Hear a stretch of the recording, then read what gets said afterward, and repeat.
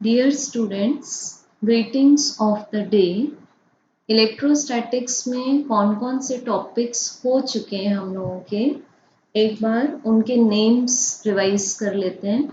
तो सबसे पहले किया था हम लोगों ने charge, then types of charges, positive and negative, then Coulomb's force.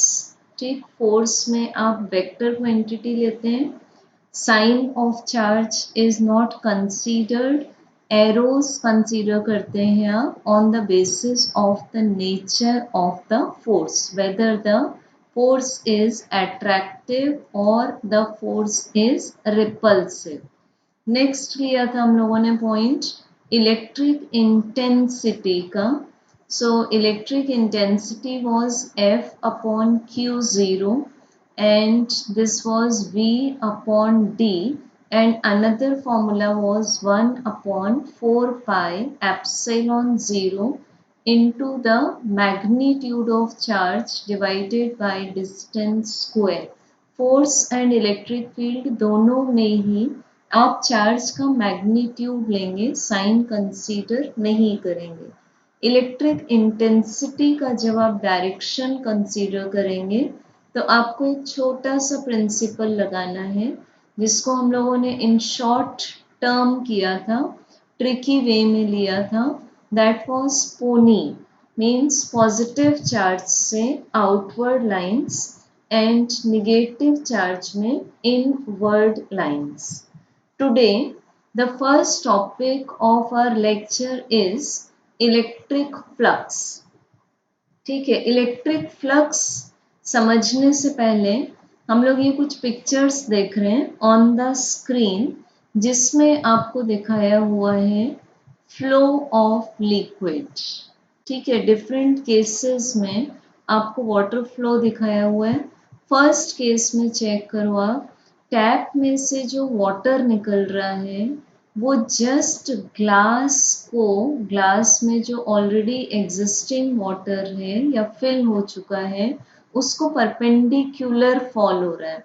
Second case में भी यू में चेक अ सर्कल, यहाँ एक सर्क्यूलर प्लेन बनता जा रहा है और ये जो वाटर टैप में से बाहर आ रहा है, out coming water, this is just perpendicular to this circular plane. तो सबसे पहली बात आप समझते हैं कि जिस तरह से flow of liquid physically visible है कि आप देख सकते हैं कि लिक्विड नॉर्मली सरफेस पर फॉल हो रहा है, वैसे और किसी भी फिजिकल ऑब्जर्वेबल क्वांटिटी को हम लोग एक्सप्लेन नहीं कर सकते। So to explain electric flux we have taken the example of the flow of the liquid।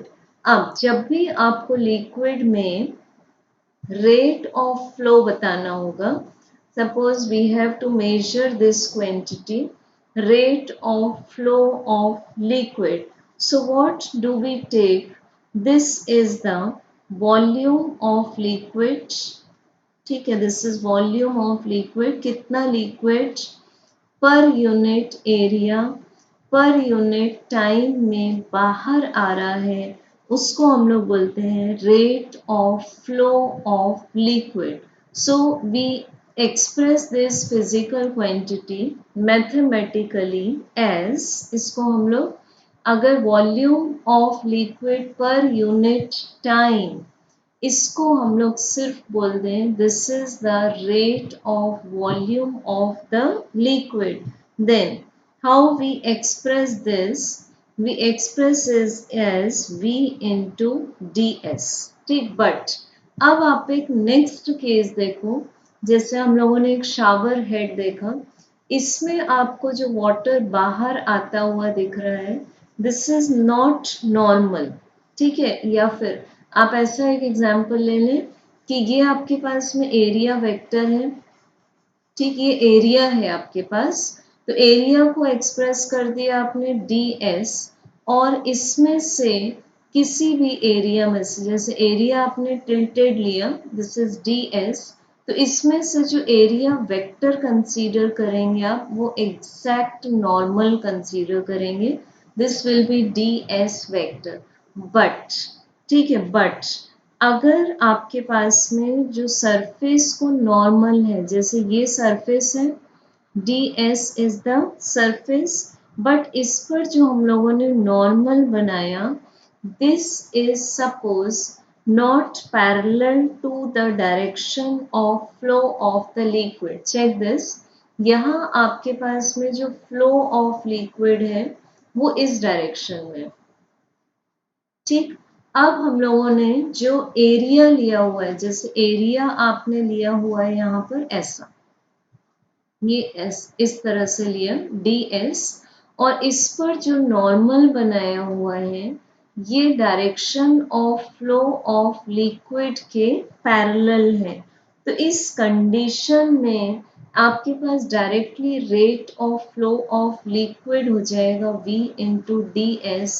But अगर ऐसा ना हो, this is the area ds और इस पर एरिया वेक्टर ड्रॉ किया जस्ट परपेंडिकुलर, और इसमें से जो वाटर बाहर आ रहा है वो सपोज इस एरिया वेक्टर के पैरेलल ना हो, ऐसा डायरेक्शन हो उसका, such that it makes an angle theta with the area vector.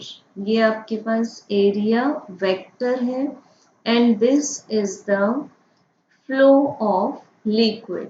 जब दोनों में थीटा एंगल बन रहा है तब आपके पास जो वॉल्यूम का रेट होगा, rate of flow of liquid, उसका आंसर आप उस कंडीशन में लिख देंगे v into D s cos theta. ठीक, सो अभी कॉस थीटा कहाँ से आ गया, बिकॉज ये जो डी एस वेक्टर था इसका आपने फ्लो ऑफ लिक्विड के अलोंग एक कंपोनेंट लिया which is expressed as d s cos theta. Now check ds cos theta and flow of liquid are parallel to each other. Therefore, their product is given by v ds cos theta. So this is identical to ab cos theta. तो फिर dot product के according इसका answer आ जाएगा आपके पास v vector dot ds vector. ठीक, similarly हम लोग electric field lines previous lecture में स्टडी कर चुके हैं, तो इस लेक्चर में हम लोग पानी के फ्लो के कंपैरिजन में बताएंगे इलेक्ट्रिक फ्लक्स। तो जैसे ही आप इलेक्ट्रिक लाइन ऑफ फोर्स पढ़ते हैं, प्रीवियस लेक्चर में आप ये देख चुके हैं कि जहाँ भी electric lines of force crowded होंगे वहाँ इलेक्ट्रिक फील्ड इंटेंसिटी स्ट्रॉन्गर होगा। सो इस वे में हम लोग मेजर करते हैं इलेक्ट्रिक फील्ड। ठीक है, इलेक्ट्रिक फील्ड स्ट्रेंथ का फॉर्मूला क्या लिया था हम लोगों ने, this was taken as E equal to phi divided by A. So इसको डिफाइन किया था हम लोगों ने, this is number of field lines crossing a unit area placed normal to the field. क्योंकि जब भी आप फ्लक्स की बात करेंगे तो flux means number of perpendicular lines. So this is giving us the strength of electric field at that point. So if we are placing, check the first figure, इस figure को चेक करेंगे, आपने एक small planar element consider किया del s. ठीक है, this is a small planar element, plane है ये, सो देयरफॉर प्लेनर एलिमेंट बोल रहे हैं, स्मॉल है ये, सो आप डेल सिंबल लगा रहे हैं। स्मॉल एलिमेंट लिया, इसका एरिया है डेल एस, और इसमें से हम लोगों ने जो इलेक्ट्रिक फील्ड लाइंस कंसीडर की हैं, those are going, as you can see, those are going perpendicular to the area, means area vector के पैरेलल है वो। एरिया आपको दिख रहा है, एरिया आपको इस तरह से दिख रहा है, येलो पार्ट देखेंगे आप, एंड उस पर जब हम लोग परपेंडिकुलर प्लॉट करेंगे तो ये हो जाएगा आपके पास area vector. So this will be denoted by del S vector. ठीक. सो ये एरिया को नॉर्मल है. अब इसमें आपने इस एरिया में से नंबर ऑफ फील्ड लाइंस निकाला. सो this is proportional to number of electric lines of force, which are also called as number of field lines. It is proportional to E into del S. ये maximum कब होंगे? जब ये area perpendicular होगा. जैसे हम लोगों ने जस्ट एग्जाम्पल देखा था टैप वाटर का. टैप के केस में मैक्सिमम वाटर फ्लो होगा जब आपको परपेंडिकुलर आउटफ्लो लेना है. बट जैसे ही आप पाइप को टिल्ट करेंगे या फिर पाइप के माउथ के ऊपर अपनी फिंगर प्लेस कर देंगे, देन उसमें से बाहर निकलने वाला पानी का जो अमाउंट है या फिर rate of flow of water है, that will reduce. Similar is the case for electric lines of force. So check the second figure. ये है आपके पास del S vector and this is the electric field lines. तो आपने दोनों को जब चेक किया, दोनों एक दूसरे के अलोंग हैं, देन आपके पास में फ्लक्स का आंसर आ जाएगा E del s. But now check the second figure. ठीक है, ये फिगर चेक करेंगे आप. अब हम लोगों ने जो एरिया कंसीडर किया है, check this area is not exactly perpendicular to the electric lines of force. तो इस एरिया का एक कंपोनेंट आप ऐसा लेंगे जो कि इलेक्ट्रिक फील्ड लाइन से पैरेलल हो. सो जैसे ही हम लोगों ने इस पर परपेंडिकुलर प्लॉट किया तो it is going in this direction. ठीक है, ये देख सकते हैं आप यहाँ पर डेल एस. तो जब आप इसका एक कंपोनेंट इलेक्ट्रिक फील्ड लाइन के पैरेलल लेंगे, so that will be del s into cos theta, where this is the angle theta between electric lines and the area vector, and area vector is always the normal vector. So अब आपको electric flux का answer मिलेगा E del S cos theta, which can be taken as E vector dot del S vector. ठीक. अब जब theta 90 degree होगा उस condition में इलेक्ट्रिक फ्लक्स का आंसर हो जाएगा 0. सो आपको किसी न किसी ओरिएंटेशन से इसको होल्ड करना है. Orientation will not be fix, that will depend on the situation. अब एक प्लेनर सरफेस जिसमें हम लोगों ने सरफेस को दिखाया हुआ है डेल एस से. Check this. आप area vector direct perpendicular draw करके निकाल सकते हैं. So we can express the area vector just by, this is del s vector, just by multiplying the area with its normal. ठीक है, where n cap is a unit vector along the normal. But in the case of a curved surface, ये आपको एक curved surface दिखाया हुआ है यहाँ पर. See this, this is a curved surface. अब इस कर्व्ड सरफेस में आप एरिया वेक्टर को निकालने के लिए सबसे पहले तो एक स्मॉल एरिया ड्रॉ कर लेंगे. तो इस पूरे कर्व्ड सरफेस को आप स्मॉल स्मॉल एरिया में डिवाइड कर लेंगे डिपेंडिंग ऑन द सिचुएशन. अब आपको जिस पॉइंट पर फ्लक्स चेक करना है उस एरिया पर पर्टिकुलरली आप यूनिट एरिया वेक्टर ड्रॉ कर लेंगे which is perpendicular to the area del S. So in this case we can check that the component will be del S into cos theta, and hence again flux is equal to E vector dot del S vector if some charge is present, because अगर इस surface में positive charges आपने provide किए हुए हैं तो इसमें से आउटवर्ड लाइंस निकलेंगी, and one such outward line we can consider along the electric field line. ठीक, बट लाइंस का जो डायरेक्शन होगा वो डिपेंड करेगा चार्ज के ओरिएंटेशन पर। इस तरह से इलेक्ट्रिक लाइंस आपके पास बाहर आएंगे।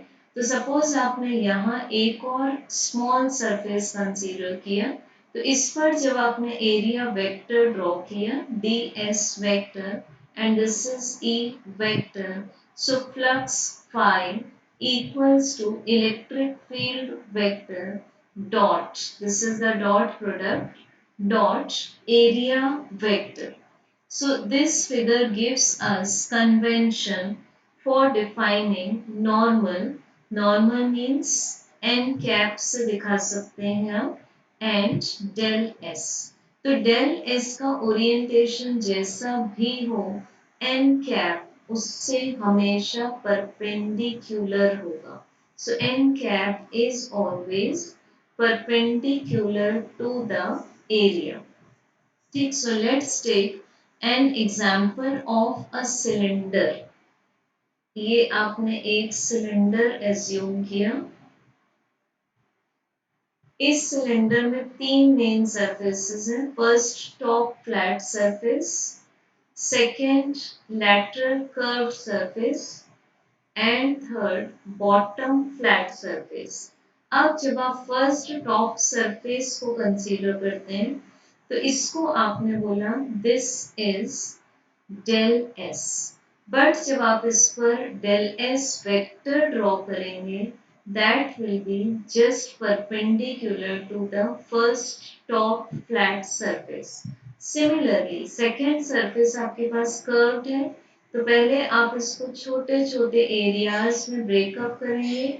Now again this is del s two, तो इस पर आप डेल एस वेक्टर को ड्रॉ करने के लिए परपेंडिकुलर प्लॉट कर देंगे। So this is del s two. Now third flat surface, bottom flat surface है ये। अब यहाँ पर जब आप एरिया वेक्टर ड्रॉ करेंगे तो देयर विल बी एम्बिग्विटी, मतलब आपको एक कंफ्यूजन होगा कि हम थर्ड फ्लैट सरफेस के ऊपर जब एरिया वेक्टर ड्रॉ करें तो उसके इस तरह से दो डायरेक्शंस पॉसिबल हैं। सिमिलर यहाँ भी आपको कुछ कंफ्यूजन हो सकता है कि किस तरह से हमने एरिया वेक्टर ड्रॉ करना है। So, because a normal can point in two directions, आप देख सकते हैं एक डायरेक्शन अपवर्ड हो सकता है, दूसरा डायरेक्शन डाउनवर्ड हो सकता है। सो हम इसमें कौन सा डायरेक्शन चूज करें so that we can express the area element vector. So this problem can easily be resolved कि आप फर्स्ट डायरेक्शन चूज करें या फिर सेकेंड डायरेक्शन चूज करें। इस प्रॉब्लम को रिजॉल्व करने के लिए आप एक क्लोज्ड सरफेस एज्यूम कर लेंगे। So let's assume a closed surface और इस पर हम आउटवर्ड नॉर्मल ड्रॉ करेंगे। तो नॉर्मल का डायरेक्शन आप आउटवर्ड ही चूज करेंगे। Hence, the vector which is associated with every area element of a closed surface that should be taken in the direction of outward normal. The third flat surface जो हम लोगों ने देखा, check this, इसमें आप outward normal मतलब इस direction को चूज करेंगे area vector. So this will be del s three. और टॉप फ्लैट सरफेस के केस में हम लोगों ने यहाँ भी आउटवर्ड नॉर्मल मतलब बाहर निकलने वाले नॉर्मल को बोल दिया है area vector. So I hope now it is clear, confusion is not existing now. So what we can take as electric flux equal to electric field intensity dot product of area vector, and area vector is always taken along an outward normal. So जैसे आप लेते हैं a dot b equal to a b cos theta. Similarly, electric flux एक scalar quantity है, ठीक है। जैसे आपने वाटर पाइप को जब टिल्ट करके पकड़ा, वाटर पाइप का एग्जांपल ले लेते हैं। ये है आपके पास water pipe, suppose water flow हो रहा है इस डायरेक्शन में, तो मैक्सिमम वाटर बाहर आएगा। बट जब आप वाटर पाइप को इस तरह से होल्ड करेंगे, तो यहाँ से जो वाटर बाहर आएगा उसका अमाउंट कम हो जाएगा। Similar is the discussion for electric flux, ठीक। सो आपके पास इसका एक्सपेंशन आएगा electric field intensity into area into cosine of the angle between electric intensity and the area vector, where area vector is always taken along the outward normal. So electric flux को हम basically define कैसे करेंगे? You may note down the definition of electric flux. We can say it, this is E times the projection of area which is normal to electric field vector, or we can take it as E perpendicular into del S, ठीक। E perpendicular into del S. So E perpendicular means क्या है? This is the component of E along the normal to the area element। अब इसमें check करो, multiply हुआ है del S, तो multiplication को आप बोलते हैं times the magnitude of area element times the magnitude of area element, ठीक। अब चेक करेंगे हम लोग what is the SI unit of electric flux. तो इसका जब आप सिंपल फॉर्मूला कंसीडर करते हैं, you take it as E d s. अब ई के लिए आपके पास दो यूनिट्स हैं, दो फॉर्मूले हैं, एफ अपॉन क्यू और V upon D. So if you are taking F upon Q formula, then the SI unit of E will be Newton per coulomb into meter square. So this is one of the unit of electric flux.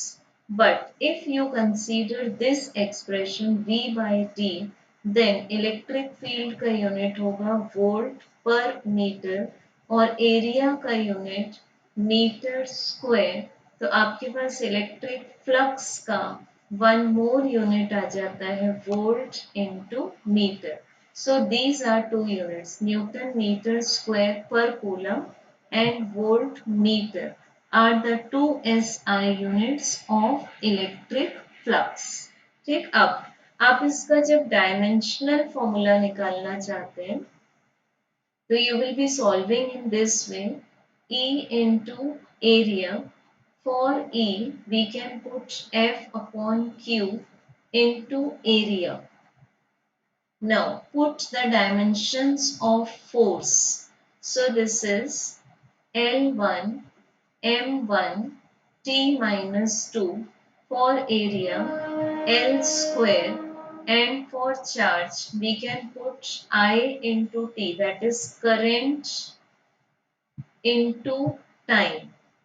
So current के place पर आप put करते हैं ampere and this is T1.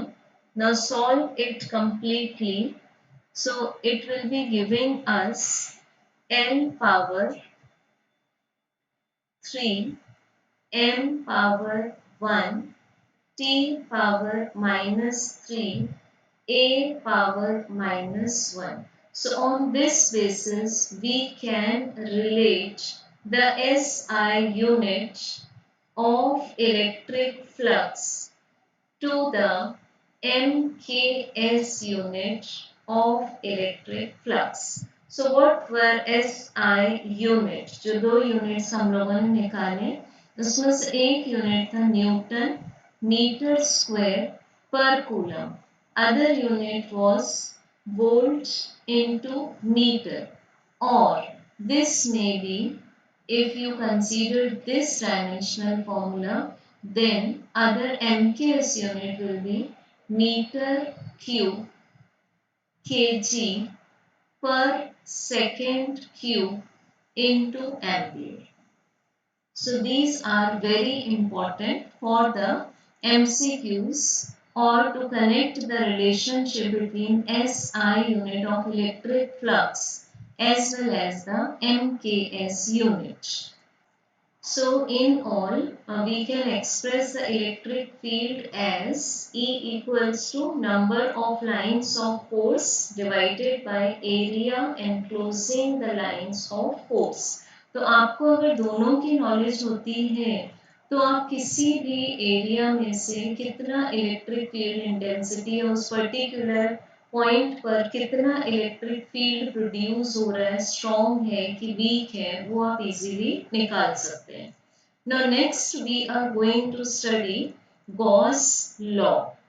ठीक, so Gauss was one of the greatest mathematician of all times and he formulated a law expressing the relationship between the electric charge and the electric field, which is called the Gauss law. And Gauss law is comparable with Coulomb's law in the same sense. जैसे Coulomb's law में जब आपने expression बाद में apply किया था F by Q तो आपको रिलेशनशिप मिला था between the electric field and the charge कि जितना ज़्यादा मैग्नीट्यूड का चार्ज होगा वो उतना ही स्ट्रॉन्ग इलेक्ट्रिक फील्ड प्रोड्यूस करेगा. सिमिलरली गॉस लॉ ने भी प्रोवाइड किया कि the electric field intensity will be directly proportional to the charge. Hence, what is the simple statement of Gauss law? The total electric flux coming out or entering in the surface is 1 upon epsilon 0 times the total charge enclosed by the surface. ठीक है, I repeat the statement.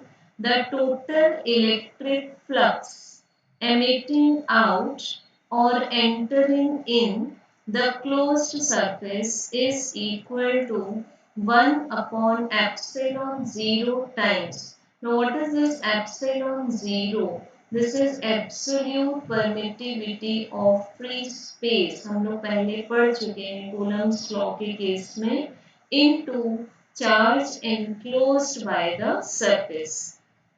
So to prove Gauss theorem, let's take this figure. ठीक है, इस figure में आपने सबसे पहली condition है एक क्लोज्ड सरफेस एज्यूम किया हुआ है, इसके बाउंड्रीज डिफाइंड है but the shape is not defined, so it is taken of any shape. So you can check, we have defined its closeness, closed surface है ये, बट इसका रैंडम शेप आपको बता रहा है कि शेप हम लोगों ने प्रीवियसली डिफाइन नहीं किया हुआ. So this is a closed surface of any shape. अब इस क्लोज्ड सरफेस को आपने कुछ पॉजिटिव चार्जेस दिए हुए हैं. So the second important point is it contains positive electric charges and we have mentioned its magnitude as plus q. ठीक, अब मान लेते हैं कि प्लस क्यू एक छोटे से सरफेस में एनक्लोज्ड है, तो ये हमने छोटा सा सरफेस एज्यूम किया हुआ है। This small surface is taken because curved surface में आपको जब भी इलेक्ट्रिक फ्लक्स को डिफाइन करना होगा तो उसमें आप ब्रेकिंग कर देते हैं स्मॉल स्मॉल सरफेसेस की। तो अगर आपने पूरी बॉडी को चार्जेस दिए होंगे कैपिटल क्यू, तो इस स्मॉल सरफेस में हम चार्ज एज्यूम कर सकते हैं plus small Q. So let this small Q charge is placed at this particular point, and let we are taking that point as O, कि O पॉइंट पर हम लोगों ने एक स्मॉल चार्ज एज्यूम कर लिया plus Q. Now we have to consider the point P। ठीक है, ये आपने पॉइंट स्पेशल पॉइंट कंसीडर किया हुआ है and we have to find the electric flux through this surface जो P को सराउंड करता है।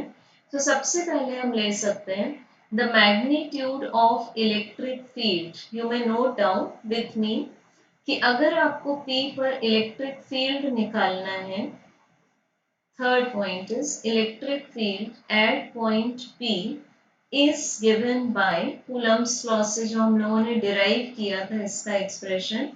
So this was equal to 1 upon 4 pi epsilon 0 into Q divided by R square, where R is the distance between the charge placed point and the point at which we have to find the electric intensity। मतलब total हो गया आपके पास OP।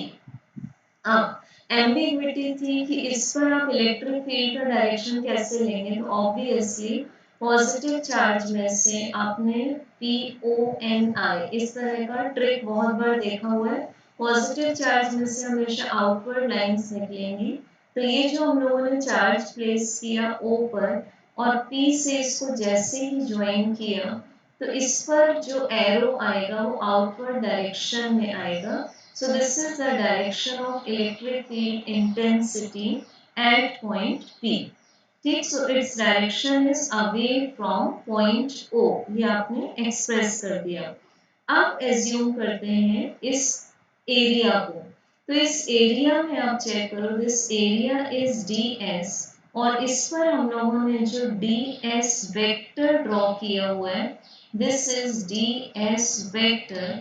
It makes angle theta with the electric field vector। ठीक है, electric field vector बाहर की तरफ आ रहा है due to positive charge. So we can show the diagram again। Suppose this is electric field vector और मान लो हम लोगों ने सरफेस को एज्यूम किया, surface is assume like this. तो ये है इलेक्ट्रिक फील्ड वेक्टर और ये आ जाएगा आपके पास ds vector, that is the area vector जो नॉर्मली आउटवर्ड होगा, and this is angle theta. So what will be the electric flux? Electric flux को सिंबलाइज किया था फाई ई से। एक्सप्रेशन था आपके पास E vector dot ds vector, तो आपने इसको डॉट प्रोडक्ट से एक्सपैंड किया। सो this is E cos theta ds। अब ऊपर एक्सप्रेशन में हम लोगों ने E का आंसर लिखा हुआ है। सो this is 1/4 pi epsilon 0 Q upon R square into cos theta into ds। अब बहुत इंटेलिजेंटली आप ये तीन क्वांटिटीज को कंबाइन कर देंगे, because in the chapter units and measurement we have studied this, that this is the expression of a very special quantity which is called as solid angle। ठीक है, तो ये आपके पास एक स्पेशल एक्सप्रेशन आ चुका है। So we check the small electric flux through the small area is given as q upon 4 pi epsilon 0 into d omega, जहाँ डी ओमेगा एक सॉलिड एंगल है आपके पास, और ये स्मॉल इलेक्ट्रिक फ्लक्स ले सकते हैं आप। ई सबस्क्रिप्ट नहीं लगाया तो भी चलेगा। So in last we have just assumed is as d phi. Now, this d omega means ds cos theta divided by r square is the solid angle. So, you may note down d omega is ds cos theta divided by r square is the solid angle which is subtended by area ds at point O. तो we go back to the figure. Figure पर वापस जाते हैं, check करेंगे। ये आपके पास है, ये पूरा जो एरिया है, अगर आप इसको O पॉइंट से ज्वाइन करते हैं तो ये टोटल आपको मिलता है solid angle, and this is shown by d omega, where this d omega solid angle is small area into cos theta divided by square of the distance between the point at which the charge is placed and the point at which we have to find the electric intensity. ठीक है, अब आपने इस expression को लिया, electric flux का answer आया Q upon 4 pi epsilon 0 into the solid angle. But ये electric flux small surface area में से निकल रहा है, तो to find the total electric flux means जो पूरे के पूरे क्लोज्ड सरफेस में से निकल रहा है, जो पूरा क्लोज्ड सरफेस आपको दिखाया हुआ है, उसमें से जो इलेक्ट्रिक फ्लक्स निकलेगा उसको फाइंड करने के लिए आप दोनों साइड्स इस एक्सप्रेशन को इंटीग्रेट कर देंगे। So what we can write, the total electric flux, this is total, is found by integrating the small electric flux, and hence this is equal to Q upon 4 pi epsilon 0 integration of d omega. ठीक है, expression में check करेंगे, इस expression में आपने दोनों sides left hand side as well as right hand side को integrate किया। So because this Q upon 4 by epsilon 0 is a constant, so there is no need for its integration. तो d phi and d omega ये दोनों को आपको summation means otherwise integration करना पड़ेगा। Now, the answer for integral d phi is phi, and the answer for integral d omega means ये जो हम लोगों ने सॉलिड एंगल ड्रॉ किया था, इसको जब आप पूरे 3D के लिए चेक करेंगे, so this is equal to 2 pi, और अदर प्लेस के लिए जब आप चेक करेंगे to make it 3D, so this total solid angle will be 4 pi. Okay, total solid angle will be 4 pi. So 4 pi will cancel, and we get the answer as electric flux equal to Q upon epsilon 0. ठीक है, Q upon epsilon 0. So what we can say that electric flux through a closed surface is 1 upon epsilon 0 times the total charge enclosed by the surface. So this is the statement of Gauss theorem. Now we can consider Gauss theorem for different cases. So total flux निकालने के लिए आप अगर formula ई d s cos theta नहीं भी लगाते हैं, तो आप टोटल चार्ज चेक कर लें कि what is the total charge enclosed by the closed surface. और उस टोटल चार्ज को आप डिवाइड कर दें एप्सिलॉन जीरो से, that is the absolute permittivity of free space, then you will be finding the total electric flux. तो suppose हम generalization लेते हैं, मान लो एक क्लोज्ड सरफेस में चार्ज कंटेन किया हुआ है Q1, so what will be the total flux. अब अगर वो चार्ज पॉजिटिव है तो पहली बात है total flux will be outwards and this is equal two plus Q1 upon epsilon zero. ठीक, let's assume the second case. The closed surface has enclosed the total charge as again positive plus Q2. So the total flux is again outwards and it is equal to plus Q2 upon epsilon 0. Now assume the closed surface has contained the total charge as minus Q3. तो negative charge में electric lines inward जाती हैं, तो आपको यहाँ जो total flux मिलेगा वो इनवर्ड मिलेगा and that will be equal to minus Q3 upon epsilon zero. तो वंस यू विल रिकॉग्नाइज कि फ्लक्स में आंसर में अगर माइनस है तो इसका मतलब है बॉडी ने नेगेटिव चार्ज को इनक्लोज किया हुआ है, and if the total flux is positive it means body ने पॉजिटिव चार्ज को इनक्लोज किया हुआ है। तो इस बात को हम लोग डिफरेंट डायग्राम से समझ लेते हैं। Check this, suppose the first body has contained positive charges, तो आप देख सकते हैं सारी लाइंस बॉडी में से बाहर निकल रही हैं, जिसमें से परपेंडिकुलर लाइंस के नंबर को आप बोल देंगे इलेक्ट्रिक फ्लक्स। तो फ्लक्स का आंसर आप इजीली निकाल लेंगे जब आप इस पर्टिकुलर चार्ज को एप्सिलॉन जीरो से डिवाइड कर देंगे। ठीक है, सो E dot ds was one formula, but with the help of Gauss theorem directly इस फॉर्मूले से आप किसी भी बॉडी या क्लोज्ड सरफेस के थ्रू इलेक्ट्रिक फ्लक्स निकाल सकते हैं।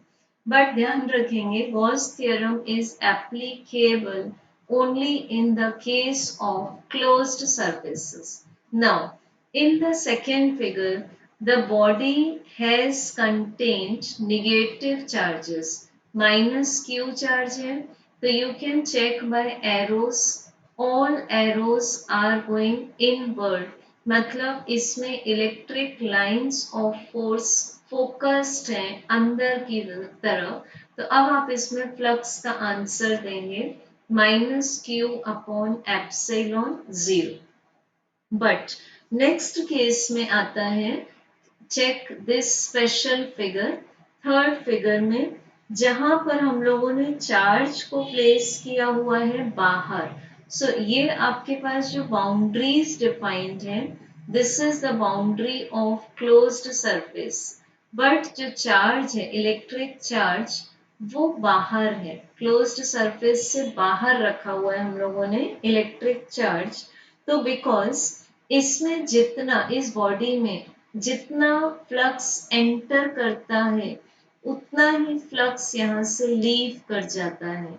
सो what is the total electric flux due to the electric charge present outside, this is equal to zero, because जितना फ्लक्स एंटर करता है उतना ही फ्लक्स लीव कर जाता है। So by the superposition principle, what we can take as the total flux, कि कैसे zero हो गया ये 5 Q1 upon epsilon 0 plus Q2 upon epsilon 0 plus Q3 upon epsilon 0 and so on. So इसका answer आ गया आपके पास यहाँ जीरो। अदरवाइज आप इसको जनरलाइज कर सकते थे, summation I equal to 1 to n, this is Qi upon epsilon 0, but epsilon 0 is a constant, therefore summation of Qi I equal to 1 to n, will be the total charge enclosed by the closed surface. So this is equal to total electric charge divided by absolute permittivity of the free space. Hence, finally, how we can define the statement of Gauss law. Note down statement of Gauss law.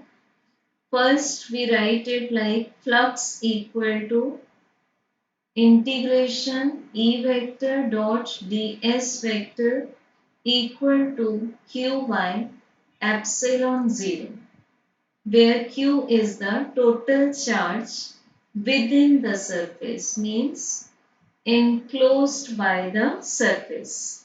So we can write the statement as the flux of the net electric field through a closed surface is equal to, check this, is equal to the net charge enclosed by the surface divided by epsilon 0. And Gauss law is applicable to any closed surface of regular or irregular shape, as well as flux is independent to the radius of the given shape. So you may note down the important points. And also the electric field intensity is inversely proportional to the square of the distance. ठीक, तो जैसे ही आप sphere के अंदर का charge change करेंगे तब electric flux change होगा, बट अगर आप स्फीयर की रेडियस को कम या ज्यादा करते हैं तो उसमें से पास होने वाला इलेक्ट्रिक फ्लक्स चेंज नहीं होगा. Check this point. So electric flux is independent of the shape. It just depends on the total charge enclosed by the surface. So suppose I take a question. First, a surface was containing 2 microcoulomb charge plus 2, and in the second case the second surface is containing plus 6 microcoulomb charge. Then compare their electric flux. So obviously electric flux is independent of the shape, but it is dependent on the charge. तो second case में flux 3 times हो जाएगा. So flux in the second case compared to flux in the first case is equal to Q2 upon Q1. So this is 6 microcoulomb upon 2 microcoulomb. So it will be 3 unit less. It means second case में जो number of perpendicular lines to the surface है वो first case के comparison में 3 times ज़्यादा होंगे. So you may note this point, as electric flux is independent to the shape of the conductor as well as to the radius of the conductor, but it just depends on the charge enclosed by the closed surface as well as on the permittivity of the medium. If the medium is air or free space or vacuum, the total electric flux according to Gauss law will be Q upon epsilon 0. Next topic is the charge distribution कि जब भी आप किसी object को charges provide करेंगे तो उसमें वो चार्जेस जाके कहाँ जमा हो जाएंगे या कैसे क्लस्टर होगा उसमें, और वो चार्जेस को कैसे स्टोर करेगा, that will be depending on two things. कि सबसे पहले बॉडी कौन से मटेरियल की बनी हुई है, ठीक है। तो जब भी आप चार्जेस डिस्ट्रीब्यूट करेंगे, फर्स्ट थिंग होगी कि बॉडी किस मटेरियल की बनी हुई है, एंड सेकेंड पॉइंट आएगा चार्ज डिस्ट्रीब्यूशन के केस में कि what is the shape of the body. But उससे निकलने वाला जो भी फ्लक्स होगा वो शेप पर डिपेंड नहीं करेगा, सिर्फ मटेरियल पर डिपेंड करेगा। इस बात को डिस्टिंग्विश अच्छे से करेंगे। सो जैसे ही आपने किसी बॉडी को चार्जेस दिए और उस बॉडी में वो चार्जेस बिल्कुल क्लोजली स्पेस्ड हो गए, इट मीन्स कंटिन्यूअस डिस्ट्रीब्यूशन हो गया वो चार्जेस का। तो ये जो डिस्ट्रीब्यूशन है इसको हम 3 डिफरेंट टाइप से कैटेगराइज कर सकते हैं। The first type of charge distribution is called as the linear charge distribution. नाम को कैच करेंगे। Linear charge distribution means when the charge distribution is on a linear conductor, मतलब straight rod या फिर straight wire। एग्जाम्पल ले सकते हैं आप इसमें, एक थिन रॉड को चार्जेस दिए तो वो उसकी लेंथ में डिस्ट्रीब्यूट हो गए, या फिर आपने एक थिन नाइलॉन थ्रेड या सिल्क थ्रेड को चार्जेस सप्लाई किए तो वो पूरे उसके लेंथ में डिस्ट्रीब्यूट हो गए। सो अगर नहीं डिस्ट्रीब्यूट होते हैं लेंथ में तो भी एटलीस्ट नोटबुक पर आप बता सकते हैं that this linear charge distribution means which is expressed by a mathematical quantity lambda. This is called as linear charge density. This is charge given to the body upon length of the conductor. Hence, according to this expression, the SI unit of lambda will be coulomb per meter. ठीक, और dimensions easily आप निकाल सकते हैं। अब ये एक figure check करेंगे। सपोज ये ब्लैक कलर से हम थिन रॉड को एक्सप्रेस करें और जैसे ही आप इसको चार्जेस सप्लाई करें तो इसमें चार्जेस डिस्ट्रीब्यूट हो चुके हैं। अब एक स्मॉल लेंथ लिया आपने, let this is the small length जिसको हमने बोल दिया dl, और इसमें स्मॉल चार्जेस एनक्लोज्ड है dq। Then what we can write as lambda equals to dq divided by dl, and if we go for the full length of the conductor this is equal to q by l। सो भले ही वो charges uniformly distribute ना हुए हों, but by the mathematical treatment you can consider the uniform or continuous charge distribution by the linear charge density।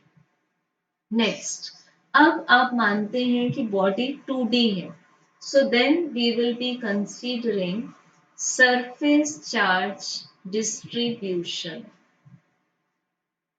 Means जब आपने charges दिए और वो चार्जेस पूरे एरिया पर डिस्ट्रीब्यूट हो गए, means this is an example of 2 dimensional body, देन the surface charge density is shown by the letter sigma। So we can write the formula for surface charge density as the charge provided to the body upon area on which the charges are distributed. So this is equal to Q divided by A. So unit of Q is coulomb and unit of area is meter square. So SI unit of surface charge density is coulomb per meter square। इसमें आपने example लिया कोई भी एक 2D body, suppose a thin disk or in the figure irregular shaped body is shown, या फिर आपने एक एग्जाम्पल लिया एक सिल्क क्लॉथ या कोई भी सिंथेटिक क्लॉथ, आपने जब चार्जेस दिए तो वो चार्जेस यूनिफॉर्मली डिस्ट्रीब्यूट नहीं हुए. So what we can say that on the notebook or theoretically sigma is equal to dq upon dA, where we may check dA is the small surface area on which small charges dq are distributed. So surface charge density will remain constant. So it is equal to also q by a. तो इस तरह से आप proportionally charge upon area, क्योंकि अगर area कम होगा तो वो कम चार्ज को ऑक्यूपाई करेगा. And the third type of charge density is the volume charge density, and the distribution is called as volume charge distribution, and it takes place in a three-dimensional body. So suppose आपने charge लिया Q और आपने उसको पूरे volume V में spread कर दिया, then the volume charge density will be denoted by rho. The symbol is expressed as rho. This is equal to charge given divided by the volume of the conductor. और अगर आप charges conductor को provide करते हैं तो already we have studied that all charges are distributed on the surface of the conductor. But अगर आप charges insulator को देते हैं तो बिकॉज इंसुलेटर अपने में चार्जेस को फ्लो नहीं कर सकता, तो वो उन पूरे चार्जेस को अपने अंदर एम्बेड कर लेगा, पेनिट्रेट कर देगा. ठीक है. So the SI unit of volume charge density is coulomb and the unit for volume is meter cube, and you can easily find the dimensions. For example, जब हम कुछ इलेक्ट्रिक चार्जेस एक प्लास्टिक स्फीयर को provide करेंगे तो वो पूरे charges sphere के अंदर एम्बेड हो जाएंगे. बट जब आप इलेक्ट्रिक चार्जेस एक आयन स्फीयर को प्रोवाइड करेंगे तो वो पूरे के पूरे चार्जेस उसके आउटर सरफेस पर डिस्ट्रीब्यूट हो जाएंगे, जिसको आप बाद में इलेक्ट्रोस्टैटिक शील्डिंग से भी डिफाइन कर सकते हैं. So in the given figure we have given the electric charges to a cylindrical body. So if the cylinder is a conductor, तो आपको पूरे के पूरे चार्जेस ये देख सकते हैं उसके आउटर सरफेस पर डिस्ट्रीब्यूट होकर मिल जाएंगे. ठीक. सो इस वे में हम बोल सकते हैं कि we have three types of charge distributions. Linear charge density, which is Q by L. This is first type. Unit will be coulomb per meter. Second, surface charge density, Q by A. So unit is coulomb per meter square. And third is volume charge density, means Q by V. So the unit will be coulomb per meter cube. So अब इसमें हम एक example लेते हैं. Suppose we are considering अर्थ. ठीक. अर्थ के लिए surface charge density defined है. This is -1.33 nano coulomb per meter square. As we know that nano coulomb, nano means 10 to the power -9. ठीक है. तो जैसे ही आप इसको कन्वर्ट करेंगे, this is about we get at it is about minus है मतलब इलेक्ट्रॉन्स हैं, नेगेटिव चार्जेस हैं, तो इससे आपको आंसर मिल जाएगा जो इलेक्ट्रॉन्स आपको पर स्क्वायर मीटर मिलेंगे.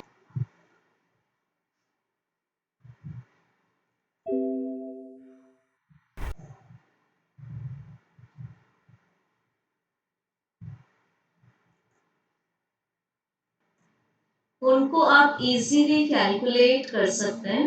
तो how it is calculate, check. ये जो आपको आंसर मिला, दिस इज 8.3 इंटू 10⁻⁹ पर स्क्वायर मीटर में आपको मिल गए। पर स्क्वायर मीटर 8.3 इंटू 10⁻⁹ इलेक्ट्रॉन्स। ठीक है, तो कैसे कैलकुलेट किया है, just I am telling you. Sigma is equal to Q by A and for earth perfectly sphere मानेंगे आप उसको calculation wise, so you can take area as 4 pi r square and the radius of earth is 6400 kilometer, so this is 6.4 into 10 raised to 6 meter। तो जैसे ही आपने ये formula utilise किया and quantization of charge लगाया, तो Q के place पर put किया Ne upon 4 pi r square, values put कर दिया आपने। What is the value of sigma for earth, -1.33 nano means 10⁻⁻9 coulomb per meter square multiplied by 4 pi r square divided by electronic charge, and this will be the number of electrons per meter square. So take it for yourself and calculate whether the answer comes as 8.3 into 10⁻⁹ electrons per square meter. So tomorrow in the next class we are going to study the electric dipole and dipole moment, couple acting on a dipole, etc. Okay, so till then revise all previous points as well as